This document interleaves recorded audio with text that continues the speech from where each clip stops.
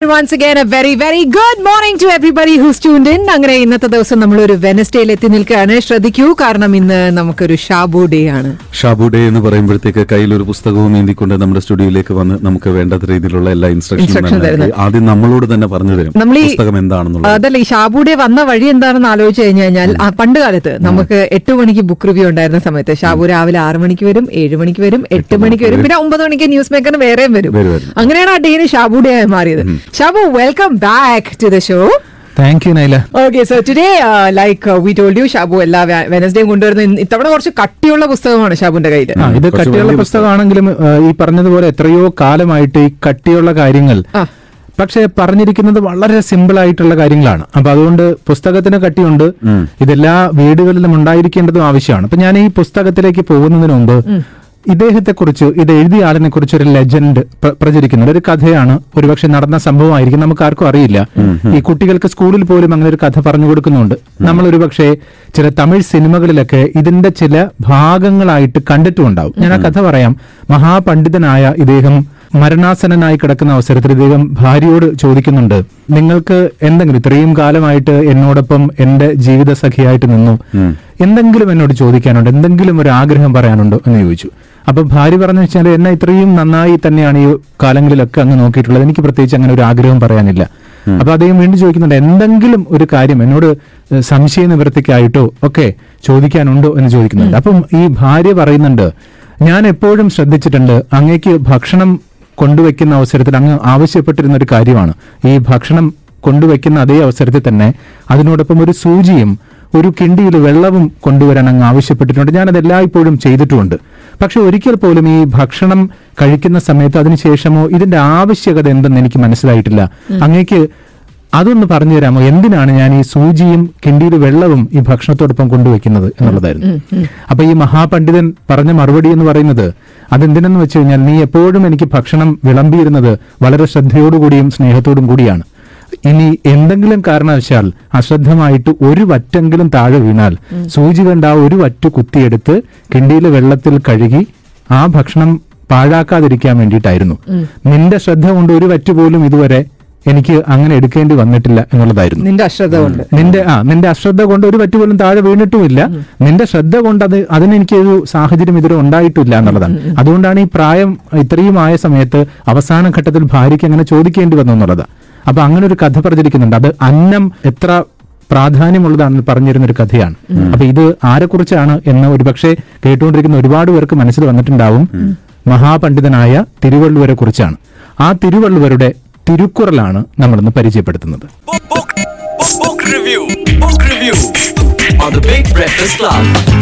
അപ്പൊ അങ്ങനെ ഇന്നത്തെ ദിവസത്തെ നമ്മുടെ ബുക്ക് റിവ്യൂ എന്ന് പറയുന്നത് നമ്മളെല്ലാരും ശ്രദ്ധിച്ചിരിക്കേണ്ടതും. ഈ പുസ്തകത്തെ കുറിച്ച് പറയും ഷാബു, ഇത്രയും ഷാബു വായിച്ചു? അല്ല, ഇത് വായിക്കുന്ന വെച്ചാല് ഈ തിരുക്കുറൽ നമുക്കൊക്കെ നമ്മുടെ കുട്ടിക്കാലത്ത് തന്നെ നമ്മൾ കേട്ടിട്ടുള്ളതും വായന തുടങ്ങുന്ന അവസരത്തിൽ തന്നെ ഓരോന്നോരോന്നായിട്ട്, ഇത് മൊത്തം പുസ്തകം വായിച്ചു തീർത്തൊരു കഥ വായിക്കാനുള്ളതല്ല. ഇത് പകരമായിട്ട് നമ്മുടെ ജീവിതത്തിൽ, അത് ജാതിയോ മതമോ വർഗമോ വർണ്ണമോ പ്രദേശമോ അല്ലെങ്കിൽ ഏതെങ്കിലും ശൈലിയോ കാലമോ ഒന്നും, അതിനൊക്കെ വ്യത്യാസങ്ങൾക്ക് അതീതമായിട്ട് എല്ലാ ജനങ്ങൾക്കും ജീവിതത്തിന് മാർഗദർശനം നൽകുന്നതാണ് തിരുക്കുറൽ എന്ന് പറയുന്നത്. അതായത് ഇത്രയേ ഉള്ളൂ ആലോചിക്കേണ്ട ഒരു കാര്യം, നമ്മൾ 1000-ഓളം വരുന്ന ലൈഫ് മോട്ടിവേഷനെ കുറിച്ചിട്ടുള്ള പുസ്തകങ്ങൾ വായിക്കുകയോ ലൈഫ് കോച്ചുമാരുടെ പ്രസംഗങ്ങൾ കേൾക്കുകയോ ഒക്കെ ചെയ്യുന്നതിന് പകരം തിരുക്കുറൽ എത്രയോ കാലമായി നമ്മുടെ മുന്നിലുണ്ട്. തിരുവള്ളുവർ നമുക്ക് സമ്മാനിച്ചിട്ടുണ്ട്.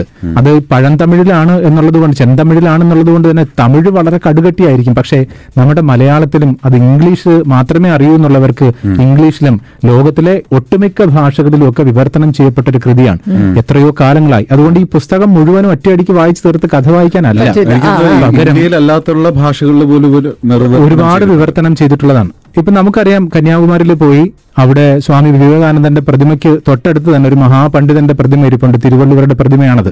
അപ്പം തമിഴരെ സംബന്ധിച്ച് അത്രയും അവർ ആരാധിക്കുന്ന ഒരു വ്യക്തിത്വമാണ്. ഞാൻ പറഞ്ഞില്ല, ഒരുപാട് ഈ നമ്മുടെ സിനിമ പാട്ടുകളിൽ പോലും. കാരണം ഇത് തിരുക്കുറൽ എന്നാണ്. കുറൽ എന്ന് പറഞ്ഞു കഴിഞ്ഞാൽ ഈരടികൾ 2 വരി ഉണ്ടാവും. അതായത് എത്രയും ചെറുതാക്കാമോ അത്രയും ചെറുതാക്കാണ്. ഇതിനകത്ത് പറഞ്ഞിരിക്കുന്നത് പോലെ നമ്മൾ ഒരു കടുകുമണിക്കകത്ത് 7 സമുദ്രങ്ങളെയും ഉൾക്കൊള്ളിച്ചുകൊണ്ട് അതിനെ നേർപ്പകത്താൽ അതാണ് തിരുക്കുറൾ ആലോചിച്ചു. ഒരു കടുകുമണിക്കകത്ത് സമുദ്രങ്ങളെ ഉൾക്കൊള്ളുക എന്ന് പറയുമ്പോൾ തന്നെ ആലോചിച്ചു നോക്കുക. അപ്പൊ അത്രയും അർത്ഥവിശാലമാണ് ഈ 2 വരിക്കുള്ളിൽ. തമിഴിന് അങ്ങനെ ഒരു വലിയ പ്രത്യേകത ഉണ്ടല്ലോ. കാരണം ഒരു 2 അക്ഷരം കൊണ്ട് പോലും ഒരുപാട് വാക്കുകൾ അവർക്കുണ്ട്. അതെ. അപ്പൊ നമുക്ക് ഈ തിരുക്കുറളിനെ കുറിച്ച് ഇത് ഇനി വിവർത്തനം ചെയ്ത ആളിനെ കുറിച്ച് കൂടി പറയണം. മലയാളത്തിൽ ഒരുപാട് വിവർത്തനങ്ങൾ വന്നിട്ടുണ്ട്. പക്ഷേ ഈ പറഞ്ഞതുപോലെ തമിഴ് ഭാഷയിലെ 2 വരികളെ എടുത്ത് അത് അത്രയും ചെറുതാക്കി, ഇപ്പം ജോൺ പറഞ്ഞ പോലെ 2 അക്ഷരങ്ങൾ കൊണ്ട് വളരെ വിശാലമായ അർത്ഥം തീർക്കാൻ കഴിയുന്ന തമിഴ് ഭാഷയെ അത് മലയാളത്തിലേക്ക് വിവർത്തനം ചെയ്യുമ്പോൾ നീളാൻ പാടില്ലല്ലോ. നിങ്ങൾ തിരുക്കുറലാണ് വിവർത്തനം ചെയ്യുന്നത്, അത് നീണ്ടുപോകാൻ പാടില്ല, തിരുക്കുറലിനോളം തന്നെ ചെറുതായിരിക്കണം. അപ്പൊ അത് പ്രയാസകരമായ കാര്യമാണ്. ഇത് വിവർത്തനം ചെയ്തിരിക്കുന്നത് ഒരു പാട്ട് പറഞ്ഞാൽ പെട്ടെന്ന് ഓർമ്മ വരും, പൂമുഖവാതിൽക്കൽ സ്നേഹം വിടർത്തുന്ന. ഇനി അതും അല്ലെങ്കിൽ ഇപ്പൊ ഒരുപാട് രാധതൻ പ്രേമത്തോടാണോ, രമേശൻ നായരാണ് ഇത് വിവർത്തനം ചെയ്തിരിക്കുന്നത്.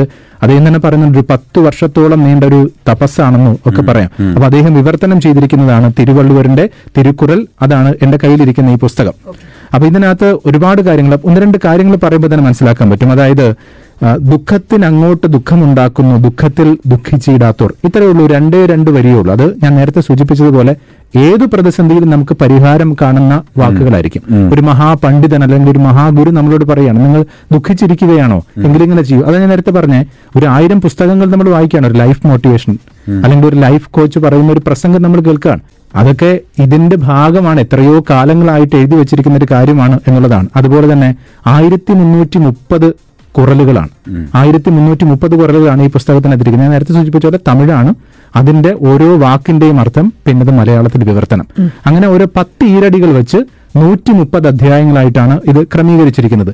ഓരോ അധ്യായങ്ങളും എന്താണ് എന്ന് ചോദിച്ചു കഴിഞ്ഞാൽ, ആദ്യത്തെ അധ്യായം എന്ന് പറയുന്നത് ദൈവസ്തുതിയെക്കുറിച്ചാണ്. നമുക്ക് അതൊന്ന് തമിഴിൽ തന്നെ കേട്ടിട്ട് പോവാം. അകര മുതല എഴുത്തില്ല ஆதி பகவன் முதற்றே உலகே கற்றதனாலாய பயனின் கொல் வாளறிவன் நற்றாள் தொழார் எனின். നമ്മൾ കേട്ടോണ്ടിരുന്ന ഇങ്ങനെ ഇരിക്കാനേ പറ്റൂ. പക്ഷെ ഇത് കേൾക്കുന്ന നമ്മുടെ ഒരുപാട് തമിഴ് ശ്രോതാക്കളുണ്ട്. അവരെ സംബന്ധിച്ച് അവരുടെ ഹൃദയമെടുപ്പ് എനിക്ക് കേൾക്കാൻ പറ്റുന്നുണ്ട്. കാരണം അവർ അത്രയും സന്തോഷിക്കുന്ന, കാരണം ഇങ്ങനൊരു തമിഴ്, ഇങ്ങനെ ഒരു പാട്ട് അവരെ സംബന്ധിച്ച് ഉണ്ടാക്കുന്നൊരു ആനന്ദത്തെ കുറിച്ചാണ്. ആദ്യത്തെ ഇതെന്ന് പറയുന്നൊരു മംഗളാചരണമാണ്. അതായത് ഒരു കടവുളിനെ വാഴ്ത്തുന്നത്, ദൈവസ്തുതിയിലാണ് തുടങ്ങുന്നത് തിരുക്കുറൽ. അതിന്റെ വരി എന്ന് പറഞ്ഞു കഴിഞ്ഞാൽ, അകര മുതല എഴുത്തെല്ലാം ആദി ഭഗവൻ മുതറ്റേ ഉലകു. മലയാളം പറഞ്ഞിരിക്കുന്നത് ഞാൻ പറഞ്ഞു എന്നാലോചിച്ച് നോക്കൂ, അകര മുതല എഴുത്തെല്ലാം ആദി ഭഗവൻ മുതറ്റേ ഉലകു എന്നുള്ള ഈ വരി മലയാളത്തിലേക്ക് ട്രാൻസ്ലേറ്റ് ചെയ്തിരിക്കുന്നത് അകരം മുതൽ എഴുത്തെല്ലാം ആദി ഭഗവാൻ മുതൽക്കേ ഉലകം എന്നാണ്. അതായത് എല്ലാറ്റിന്റെയും ആദി കാരണം ഈശ്വരനാകുന്നു. ഈശ്വരനിൽ നിന്നാണ് ഈ പ്രപഞ്ചം ആരംഭിക്കുന്നത്. എല്ലാം ആ ഈശ്വരൻ തന്നെയാണ്. ഈശ്വരന്റെ സാന്നിധ്യവും തുടർച്ചയും അനുഭവപ്പെടാത്ത യാതൊന്നും ഈ ഭൂമിയിലില്ല. അക്ഷരങ്ങളുടെ ലോകം അകാരത്തിൽ നിന്ന് തുടങ്ങുന്നു. ആ എന്ന് പറയുന്നതാണ് അകാരം. അപ്പൊ അതുകൊണ്ടാണ് പറഞ്ഞിരിക്കുന്നത്, അക്ഷരങ്ങളുടെ ലോകം അകാരത്തിൽ നിന്ന് തുടങ്ങുന്നു, അതുപോലെ സകല ചരാചര സമാഹാരമാകുന്ന ഈ ഭൗതിക പ്രപഞ്ചം എല്ലാറ്റിന്റെയും ആദിയായിരിക്കുന്ന ഈശ്വരനിൽ നിന്ന് ആരംഭിക്കുന്നു എന്ന് പറഞ്ഞിട്ടാണ് ഇത് തുടങ്ങുന്നത്. അതുപോലെ രണ്ടാമത്തെ അധ്യായത്തിലേക്ക് പോകുമ്പോൾ അത് വർഷപ്രശസ്തിയെക്കുറിച്ചാണ്, അതായത് മഴയെക്കുറിച്ചാണ് പറയുന്നത്. ഇങ്ങനെ കേട്ടു നോക്കൂ, മഴ കൊണ്ട് ലോകം പുലർന്നു പോരുന്നതാൽ മഴ തന്നെ ഈ മണ്ണിനമൃതം. ഇത് രമേശൻ നായർ എഴുതിയ വിവർത്തനമാണ്. തമിഴ് എനിക്ക് വായിക്കാൻ അറിയാത്തതുകൊണ്ട് അത് പറയുന്നതും ശരിയല്ല. കാരണം വാനിന്റുലകം വഴങ്കി വരുതലാൽ താൻ അമൃതം എന്റുണരറ് പാറ്റു എന്നാണ് തിരുക്കുറൾ എഴുതിയിരിക്കുന്നത്. അത് ഞാൻ നേരത്തെ പറഞ്ഞ പോലെ ഇത് വിവർത്തനം ചെയ്യുക അത്ര എളുപ്പമല്ല. കാരണം മലയാളം പോലൊരു ഭാഷയിൽ പ്രത്യേകിച്ച് അതിനെ ഇങ്ങനെ ചുരുക്കണം. അതുകൊണ്ടാണ് മഴ കൊണ്ട് ലോകം പുലർന്നു പോരുന്നതാൽ മഴ തന്നെ ഈ മണ്ണിനമൃതം. അർത്ഥം ഇത്രയേ ഉള്ളൂ, മഴ പെയ്തില്ലെങ്കിൽ ലോകത്തിന് അതിലെ ചരാചരങ്ങൾക്ക് നിലനിൽക്കുവാൻ കഴിയില്ല. ചരാചരങ്ങളില്ലെങ്കിൽ പിന്നെ ലോകവുമില്ലല്ലോ. അതുകൊണ്ട് ലോകത്തെ നിലനിർത്തുന്ന, അതിന് ചിരഞ്ജീവിത്വം നൽകുന്ന അമൃതമാണ് മഴ എന്നറിയണം എന്നാണ് തിരുക്കുറൾ പറഞ്ഞിരിക്കുന്നത്. അതുപോലെ തന്നെ വ്യക്തം പഠിക്ക കറതീർത്തറിഞ്ഞതിൻ യുക്തിക്ക് തക്കപടി നിൽക്കുക. പഠിക്കുന്നത് എന്തോ അത് കുറച്ചായാലും കൂടുതലായാലും വ്യക്തമായും വിശദമായും പഠിക്കുക. അങ്ങനെ സമ്പാദിക്കുന്ന അറിവ് കറ തീർന്നതായിരിക്കണം. പിന്നെ ആ അറിവിന്റെ ബലത്തിൽ എങ്ങനെ ജീവിക്കണമോ അങ്ങനെ ജീവിക്കണം. വിദ്യയെക്കുറിച്ച് തിരുവള്ളുവരുടെ സമർത്ഥനം ഇതാണ്. അതുപോലെ വേറൊരു ഇതുണ്ട്, ഇത് എപ്പോഴും എനിക്ക് തോന്നുന്നു കൂടുതലായിട്ട് നമ്മൾ പ്രയോഗിക്കുന്നതാണ്. നമ്മുടെ രണ്ട് കണ്ണുകൾ. ഈ കണ്ണുകളെ കുറിച്ച് തിരുവള്ളൂർ പറഞ്ഞിരിക്കുന്ന വെച്ചാൽ കണ്ണുള്ളൂർ വിദ്യ അറിഞ്ഞൂർ. അപ്പൊ ചോദിക്കും എല്ലാവർക്കും കണ്ണില്ലെന്ന് ചോദിക്കും. ഉണ്ട്, എല്ലാവർക്കും ഉണ്ട്. പക്ഷെ വിദ്യ അറിഞ്ഞവരുടേതാണ് കണ്ണ്, അല്ലാത്തവരുടെ മുഖത്തിരുപുണ്ണുള്ളൂർ വിദ്യയില്ലാത്തവർ. അല്ലാത്തവർക്കും ഉണ്ട്, പക്ഷെ അത് രണ്ട് പുണ്ണാണ്. വിദ്യയില്ലാത്തവരെ സംബന്ധിച്ച് അവർ ഓർക്കേണ്ട ഒരു കാര്യം, നിങ്ങളുടേത് കണ്ണല്ല, നിങ്ങളുടേത് പുണ്ണാണ്. പഠിക്കാത്തവരുടെ മുഖത്തുള്ളത് കണ്ണല്ല. വിദ്യാഭ്യാസത്തിന്റെ പ്രസക്തി 2000 വർഷം മുമ്പ് തന്നെ അദ്ദേഹം പറഞ്ഞു വച്ചു എന്നുള്ളതാണ്. ഇനിയുമുണ്ട്, മണ്ണുലകിൽ വിധി പോലെ ധർമ്മമൊടു വാഴുവോൻ വെണ്ണൊരുവിൽ ഒരുവനായിത്തീരും. അതായത് ഈ ജീവിതത്തിൽ മനുഷ്യനായി ജനിച്ച ഓരോരുത്തരും മനുഷ്യനായി തന്നെ ജീവിക്കണം എന്നതാണ് കുറൽ മൊഴി. അതിന്റെ സമാഹാരമാണ് തിരുക്കുറൽ. കാരുണ്യം, ജ്ഞാനം, സഹാനുഭൂതി, ക്ഷമ, ആഭിജാത്യം. ഇനി വേറൊന്നുണ്ട്, പെറ്റ തായ്തൻ പശി കാൺമോനും ചെയ്യായിക മറ്റോർ പഴിക്കുന്ന കർമ്മം. ഒന്നുകൂടി പറഞ്ഞാൽ ഒന്ന് ശ്രദ്ധിച്ച് ഒന്ന് കേട്ടു നോക്ക്. അതായത് പെറ്റ തായ്തൻ പശി കാൺമോനും ചെയ്യായിക മറ്റോർ പഴിക്കുന്ന കർമ്മം.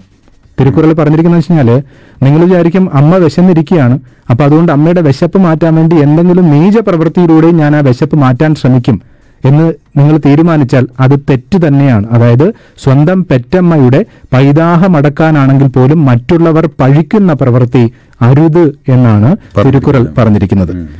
അതുപോലെ തന്നെ അതിഥി പുറത്തിരുന്നിടവേ താൻ ഉന്മതമൃതമായാലും നിഷിദ്ധം. ഇതും എല്ലാവർക്കും അറിയാം. അതിഥി പുറത്തിരുന്നിടവേ, അതിഥിയെ പുറത്തിരുത്തിയിട്ട് അകത്തിരുന്ന് ഭക്ഷണം കഴിക്കുന്നത് ഇനി അമൃതമാണെങ്കിലും അത് നിഷിദ്ധമാണ് എന്നാണ്. അതുപോലെ ഉഴുതുണ്ട് വാഴ്വോരെ വാഴ്വോർ മറ്റെല്ലാരും തൊഴുതുണ്ട് പിൻചെല്ലുവോർ. 2000 വർഷങ്ങൾക്ക് മുമ്പാണ് തിരുക്കുറൾ എഴുതിയെന്നാണ് വിശ്വസിക്കുന്നതെങ്കിൽ ഒന്ന് ആലോചിച്ച് നോക്കൂ, അദ്ദേഹം എത്ര ദീർഘദൃഷ്ടിയുള്ള മഹാപണ്ഡിതനാണെന്ന്. അതായത് ഉഴുതുണ്ട് വാഴ്വോരെ വാഴ്വോർ മറ്റെല്ലാരും തൊഴുതുണ്ട് പിൻചൊല്ലുവോർ. ഉഴുതുണ്ട് ജീവിക്കുന്നവൻ മാത്രമേ യഥാർത്ഥത്തിൽ ജീവിക്കുന്നുള്ളൂ, മറ്റുള്ളവരെല്ലാം അവനെ തൊഴുതുണ്ട് ജീവിക്കുന്നു എന്നാണ്.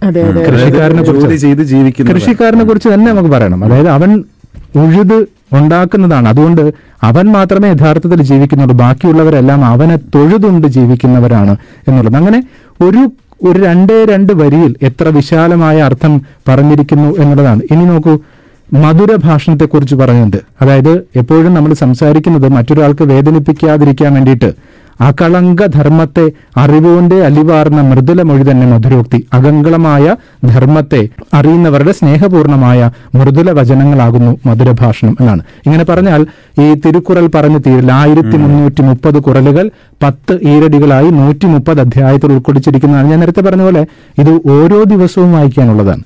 ഇത് ഒരുമിച്ച് വായിച്ചു തീർത്തിട്ട് അവസാനത്തെ പേജ് നോക്കിയിട്ട് കഥ കൊള്ളാം എന്ന് പറഞ്ഞ് കണ്ണീരണിയാനോ അല്ലെങ്കിൽ സന്തോഷിക്കാനോ ഉള്ളതല്ല. ഇത് ജീവിതത്തിൽ പ്രാവർത്തികമാക്കാനുള്ളതാണ്. എത്രയോ വർഷങ്ങൾക്ക് മുമ്പ് തിരുക്കുറലിനൊരു രാഷ്ട്രീയ പ്രസക്തി, സാമൂഹിക പ്രസക്തി കൂടിയുണ്ട്. അത് വേറൊരു കാര്യം. കാരണം നമ്മുടെ വേദങ്ങളോ ഉപനിഷത്തുകളോ ഇതിഹാസങ്ങളോ ഒക്കെ പറയുന്നത് പോലെ അത്രയധികം ഒന്നും ഈ തിരുക്കുറലിനെ ഇന്ത്യ എമ്പാടും ഇങ്ങനെ ആഘോഷിക്കുന്നില്ല. അതിന് ചില രാഷ്ട്രീയ സാമൂഹിക കാരണങ്ങളുണ്ട്. കാരണം ദ്രാവിഡരാണ്, തമിഴിന്റെ രാഷ്ട്രീയമൊക്കെ ഇതിനകത്തുണ്ട്. പിന്നെ തിരുവള്ളുവരുടെ ഒരു ജീവിത രീതി, അപ്പൊ അതുകൊണ്ട് ഇതിനകത്തൊരു അത് പറയുന്നില്ല. പക്ഷെ ഞാൻ ജസ്റ്റ് സൂചിപ്പിച്ചെന്നേ ഉള്ളൂ, നമ്മള് ഒന്നുമില്ലെങ്കിലും വായനയെ, അറിവിനെ ഇഷ്ടപ്പെടുന്ന മലയാളികളെ സംബന്ധിച്ച് ഒരുപാട് ലൈഫ് പുസ്തകങ്ങൾ വായിക്കാൻ ഇഷ്ടപ്പെടുന്ന കുറെ പേരെങ്കിലും ഉണ്ട്. ഒരുപക്ഷെ ഈ തിരുക്കുറലിന്റെ കേട്ടിട്ടുണ്ടാവും, എല്ലാവർക്കും അറിയാവുന്നുണ്ടാവും. പക്ഷെ തമിഴിൽ വാങ്ങിച്ച് വായിക്കാനോ അല്ലെങ്കിൽ വായിക്കാനായിട്ടുള്ള പ്രശ്നങ്ങളൊക്കെ ഉള്ളവർക്ക് ഈ മലയാളം പരിഭാഷ തീർച്ചയായിട്ടും ഒരുപാട് ഉപകാരപ്പെടുമെന്നാണ് അല്ലേ? തീർച്ചയായിട്ടും. 10 വർഷം സമയം എടുത്താണല്ലോ അദ്ദേഹം ഇത് എഴുതിയിട്ടുള്ളത്. ഈ രമേശൻ നായർ തന്നെ ഇതിന്റെ ആമുഖത്തിൽ പറയുന്നുണ്ട്, നമ്മുടെ കേരള സാഹിത്യ അക്കാദമിയോ കേന്ദ്ര സാഹിത്യ അക്കാദമിയോ ഒന്നും ഇതിനെ അംഗീകരിച്ചിട്ടില്ലെങ്കിലും തമിഴില് കലൈഞ്ചർ കരുണാനിധി മുഖ്യമന്ത്രിയായിരുന്ന സമയത്ത് ഇദ്ദേഹത്തെ വിളിച്ച് ഇദ്ദേഹത്തിനെ ആദരിക്കുകയൊക്കെ ചെയ്ത ചില സന്ദർഭങ്ങളെ കുറിച്ച് പറഞ്ഞിട്ടുണ്ട്. കാരണം അവർക്ക് ആ ഭാഷയോട് അത്രയും ഇഷ്ടവും സ്നേഹവും വികാരവുമുണ്ട്. അതെ. അപ്പൊ അതുകൊണ്ട് തിരുവള്ളുവരുടെ തിരുക്കുറൽ വിവർത്തനം ചെയ്തത് S Ramesan Nair. Perfect. Thank you so much Shabu for joining us. Strongly we recommend Book review on the Big Breakfast Club.